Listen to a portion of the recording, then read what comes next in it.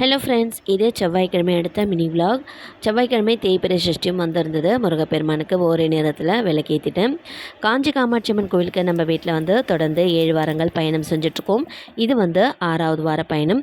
காமாட்சி அம்மனுக்கு அரிசி மாவு தீபம் ஏற்றலாம்னு சொல்லிட்டு வீட்லேயே ரெடி பண்ணி எடுத்துகிட்டு போயிட்டேன். என்னோடய ஹஸ்பண்ட் வேலையை விட்டு வரதுக்கே 4:30 மணி போல் ஆகிடுச்சு. அன்றைக்கி கோவிலுக்கு போகிறதுக்கே அன்றைக்கும் கொஞ்சம் லேட்டே ஆகிடுச்சு. 7:30 மணி மேலேயே ஆகிடுச்சு. கோவில் மூடுற நேரம் இருந்தாலும் ஃபாஸ்ட்டாக போயிட்டு முதல்ல அம்பாவை தரிசனம் பார்த்துட்டோம் கருவறையில். அதுக்கு அடுத்தது நிதானமாக உட்காந்துட்டு அரிசி மாவு தீபம் ஏற்றிட்டு நல்லபடியாக ஆரத்தி காமிச்சிட்டு 6வது வார வழிபாடும் நல்லபடியாக முடித்தாச்சு.